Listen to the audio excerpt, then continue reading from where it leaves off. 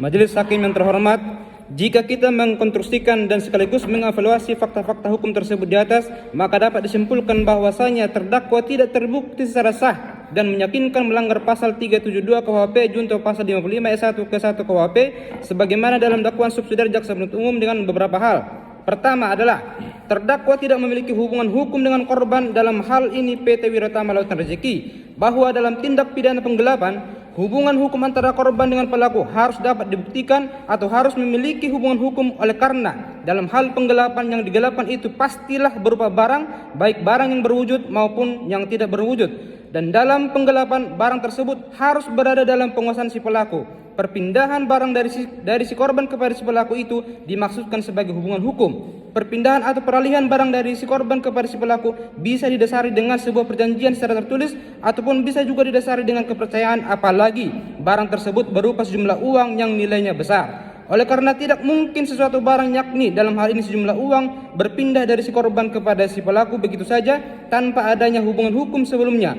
Bahwa dalam perkara akuo, barang yang menjadi objek perkara adalah sejumlah uang milik PT Wiratama Lautan Rezeki. Maka yang menjadi pertanyaan adalah, apakah berdasarkan fakta hukum yang terungkap di muka persidangan, terdakwa ada memiliki hubungan hukum atau ikatan hukum dengan korban, dalam hal ini PT Wiratama Lautan Rezeki? Dan apakah barang yang menjadi objek sengketa tersebut berpindah kepada terdakwa atas penyerahan dari korban?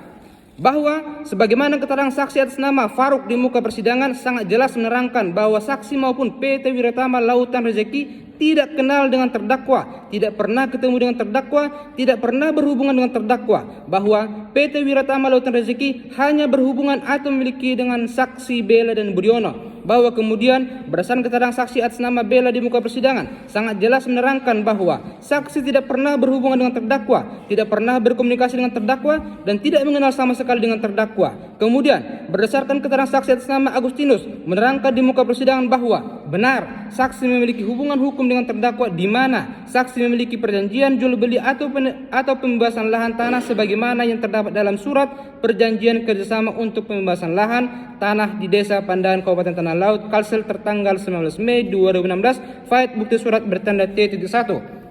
Barang bukti yang dihadirkan jaksa penuntut umum bahwa berdasarkan keterangan saksi atas nama Agustinus bahwa ketika melakukan pembelian tanah kepada terdakwa, saksi Agustinus tidak pernah menerangkan atau menyebutkan bahwa dia mewakili perusahaan, dalam hal ini PT Wiratama Lautan Rezeki. Hal ini bersesuaian juga dengan surat perjanjian yang disepakati bersama atau T1, di mana saksi Agustinus bertindak atas nama diri sendiri. Bahwa berdasarkan keterangan terdakwa